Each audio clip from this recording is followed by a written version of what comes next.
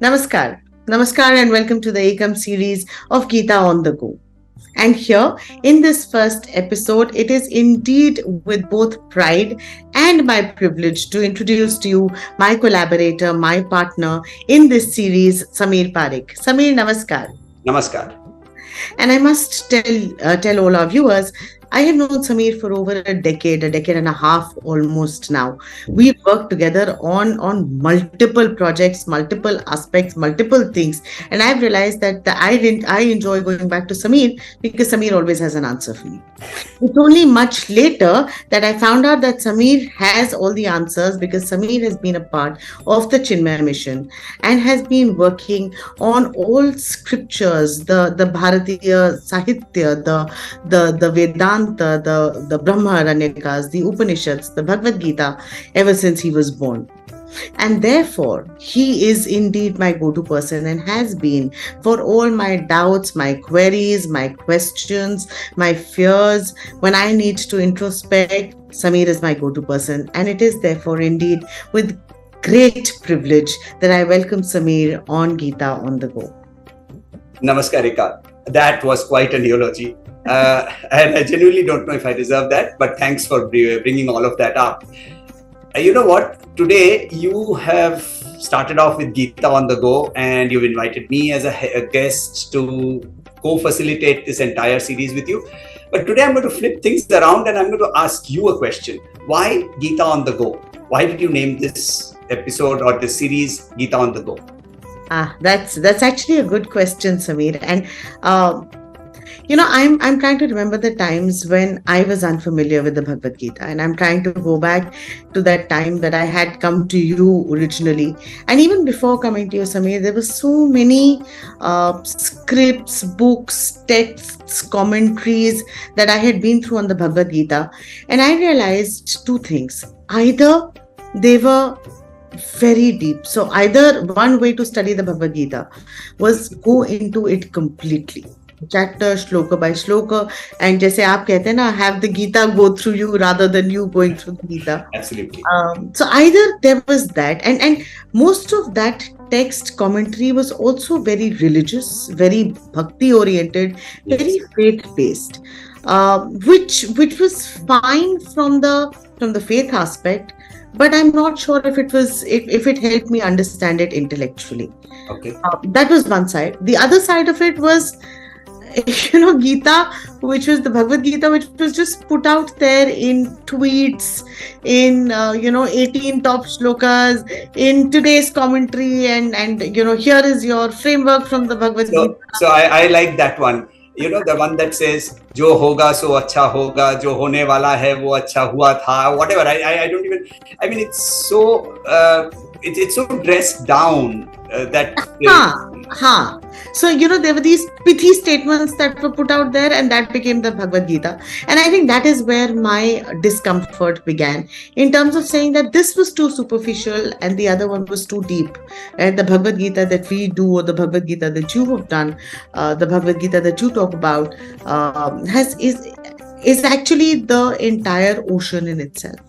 Correct. So what I'm hoping to do, and that's why Gita on the Go, is put out or talk about the Bhagavad Gita in terms of its structure, its framework, some primary learnings. Think of it as an exam punji. Samir, jab hum exam dene jate hain, you don't do just the summary and you don't have to go through the entire text, but you have a punji which sort of lays out the frameworks for you, who gives you the highlight and the bullet points about it, and tells you where to go if you want to dive deeper. So in that sense, Gita on the Go. So I like that exam analogy that you've done, because you don't go to the exam without having read the entire thing. But at the exam, you do not need the entire thing. So I really like that analogy. So it's also the introduction, right? Matlab, if you haven't had time, it gives you the roadmap. It's like that Google map, which gives you the surface level layout to know where you want to go deeper into them. Okay, so that's very nice. So that's very nice, because then we can structure our entire conversation around that means of thinking. What is very important is a thought that you really brought up while you were talking, as to the Bhagavad Gita as the ocean. Now, when you look at that in terms of an ocean, you see there is this shloka which says Vasudeva Sutam Devam Kamsa Chanura Mardanam Devaki Paramanandam Krishnam Vande Jagat Gurum. Now let's look at that word Jagat Guru. And why are we eulogizing, praising Krishna as the Jagat Guru? Now when we say Jagat Guru, Jagat means this entire universe, and not only in the present moment but also through the eons of time. Because the Bhagavad Gita tries to answer questions to a raised intellect, which is asking questions about who am I, where did I come from, what will happen when I die, and these are questions that were asked in the past, these are questions that will be asked in the future. So it's time irrelevant or relevant to all times and relevant to all people. This is not a religious book. I mean, I know that Krishna has the Hindu flavor and so on and so forth, but the Krishna of the Bhagavad Gita is not the bansuri bajane wala, Radha ke piche daudne wala, gaye charane wala, makhan chori karne wala Krishna. He is a teacher, he is a guide, he is a coach, and a coach for life. So that's the whole approach towards the Bhagavad Gita that we need to take. It's a spiritual book and not a religious book. It's a book of life. So in fact, I'd like to build up on that, Samir, because what you say is so relevant in the sense that it's beyond space and beyond time. It's a human book. Humans haven't necessarily changed. The human has been the human they've been ever since they got created, right? Irrespective of the times we live in, like you rightly said, irrespective of the spaces we occupy. And therefore, for me, personally as well, the Bhagavad Gita has been that scripture which is not only the book of life but the book of answers. It covers both what we are, what we want to be, and what we should be. Correct. And the metaphor, the simile, the context, the analogy of Arjuna being in the middle field, in the middle of a battlefield, in the middle of war. Which is where we are, right? This whole war metaphor is something that we play out in our daily lives all the time. Oh yes. And for you to my continued battle between my mother and my wife. in which I am in the center, right? We believe, Samir, we honestly believe that we are all at the centers of some war or the other at all times. Correct. But in fact, in the corporate world, which is where we spend 12 hours, 16 hours at work, the whole analogy is only about, the whole conversation is only about how we are at war and we must, beat our opponents and how we emerge victorious. And look at the words we use. We use words like strategy, tactics. These are all battlefield words. Yeah. Coming back to what you talked about, and in terms of Gita as the book of life, you see the whole journey. Now let's take off one particular part of the entire populace out of this equation. You see, and we will come across that even in the Bhagavad Gita, that perhaps 90% of this world live in a particular philosophy which has been propounded by a particular person called Charvak. And our rishis our ancients were so great that even this particular philosophy, which was extremely materialistic, was put out as a rishi's saying. Rishi being a person who is wise, who knows the world, who's seen the world, who can give you ways to interact with the world. So he says, Charvak says, Rinam Kritva Gritam Pibet, Yavad Jivet Sukham Jivet. So what he's saying is, live merrily, Gritam Pibet, drink ghee, which means obviously you lead a rich life. And then he asks this wonderful question. He says, Bhasmi Bhutasya Dehasya, this body is going to become ashes. Kuta Puna Agamanaha. Who's going to come back? Who's seen ever anybody come back? Now there is this whole populace which is going to be in this particular frame of mind, and they will not come out of it until their time comes. Now, but there is that population which has suddenly asked a wonderful question, Koham, who am I? Now, the journey is very nice. You see, what happens is the student asks Koham, can't find an answer. He goes to the Guru. The Guru says, Tat Tvam Asi, you are that. Now he meditates. The student meditates. He does his tapasya. He internalizes this. He introspects on this. He reflects on this. And he arrives at that conclusion and declares to the world, Soham, I am that. Now this journey between Koham to Soham is linked by these three words, Tattvam Asi, that thou art. This is a Mahavakya which comes to us from the Chandogya Upanishad. And it's a beautiful story, but I won't get into that story at this point of time. But tat tvam asi, that thou art, is the way in which even the Gita has been structured. If you look at the Gita, it has 18 chapters. We all know about it, right? 18 has a particular significance. We will talk about that later on. But we have this significance of 18. Now, this 18 is a number that's been broken up into 3 parts of 666. The first 6, Krishna or Vyasamuni, and we are not debating the historicity, the authenticity, the who spoke the Gita, so on and so forth. So, the philosophy. The first 6 chapters talk to us about Tvam.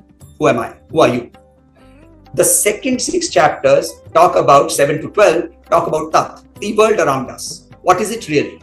And the last 6 chapters talk about joining the Tvam and the Tat, Asi. So that's how this has been structured. So it's so beautiful.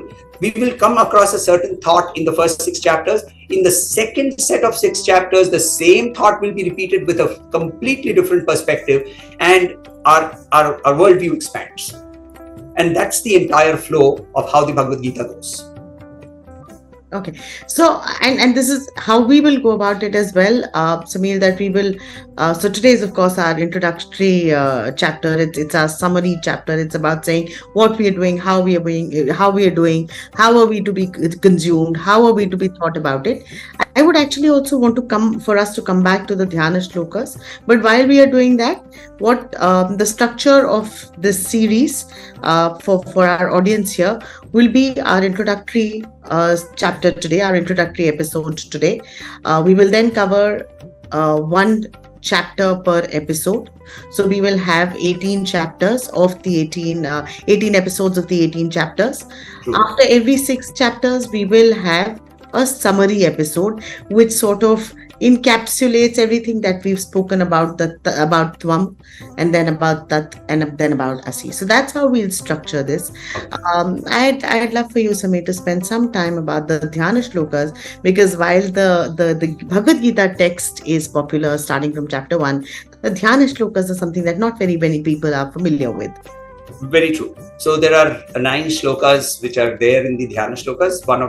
The first shloka, Om Parthaya Pratibodhitam Bhagavata Narayanena Swayam Vyasena Grathitam Purana Munina Madhye Mahabharatam Advaitamrita Varshinim Bhagavatim Ashtadashadhyayinim Ambatvāmanusandadhāmi Bhagavad Gita Bhavatveshinim. Eika, I don't know if many people recite this shloka before they start studying the Bhagavad Gita. Bhavat-dveshinim, remover of all evils in this world. What is the biggest evil that we have? We see each other as different from each other. And therefore, the moment there is duality, the moment there is a conflict, the whole source of conflict is duality, isn't it? Within ourselves and with the world around. And the moment you look at even the Dhyana shloka, it starts off by saying, fine, it says that Vyasa made it is in the middle of the Mahabharata, and so on and so forth.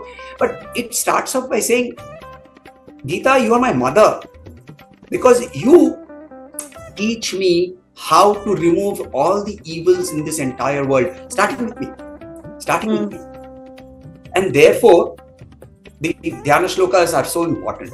So thanks for bringing that up. Actually, we'd like to, you know what, Eika, you've studied this one with me, and I'd like both of us to recite the next shloka, which actually gives us a context of the entire of the Mahabharata as well as of the Bhagavad Gita.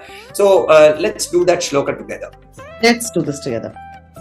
Bhishmadronatata Jayadhratajala Gandhara Nilotpala Shalyagrahavati Kripena Vahani Karnena Velakula Ashwathama Vikarna Ghora Makara Duryodhana Vartini Sottirna Khalu Pandavai Rananadi Kaivartaka Keshavaha.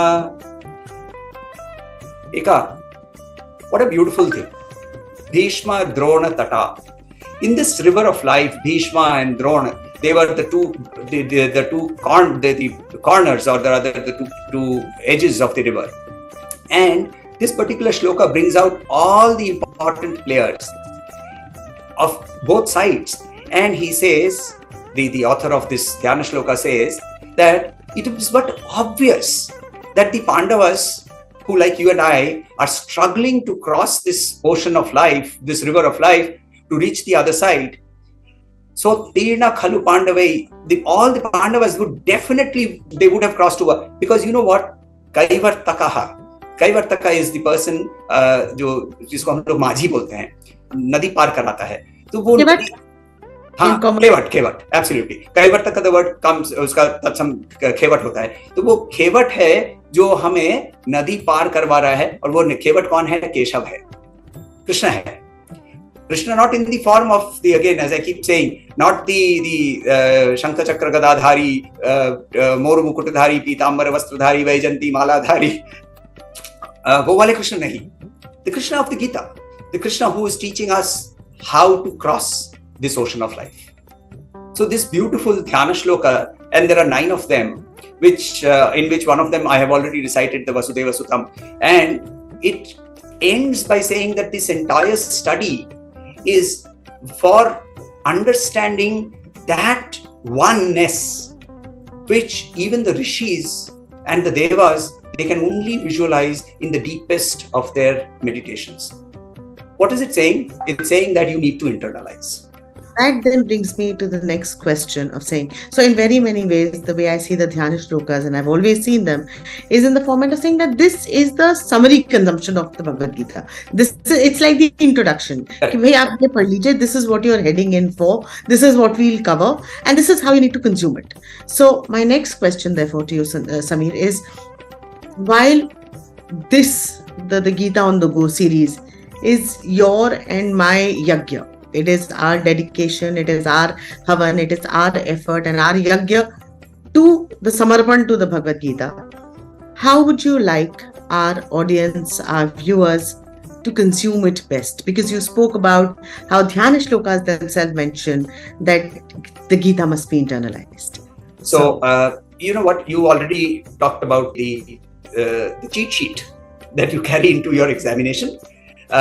This is obviously a cheat sheet, but it can be used in 2 ways. One, I think what we could do is give teasers to people who are interested in asking that question of Koham, who want to go to Soham, and therefore we offer to them the learnings from the Bhagavad Gita and therefore allow them to dive deep into this ocean and pick up the gems themselves.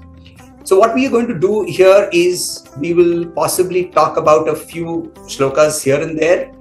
This is not going to be a summary of saying that is chapter mein ye wala shlok sabse important hai. That is definitely not something that we are going to do. But we will pick up some important learnings and say that, look, these important learnings give us a direction.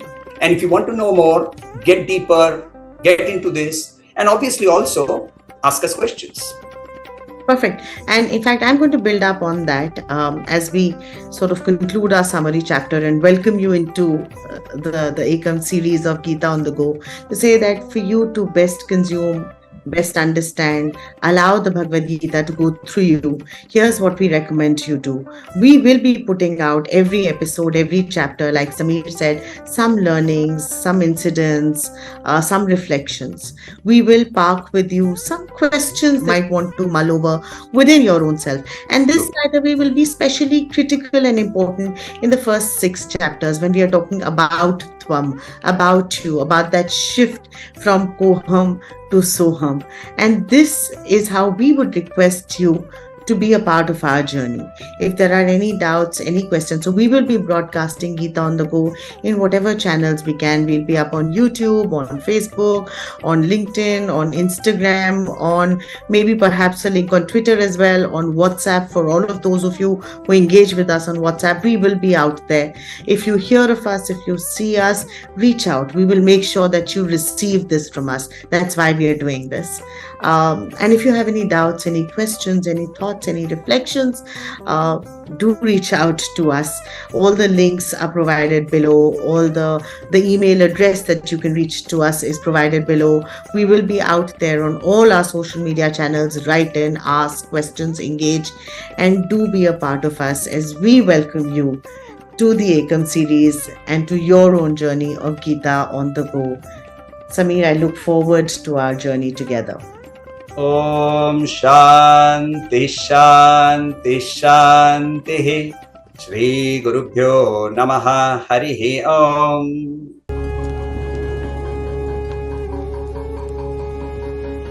Na na na na.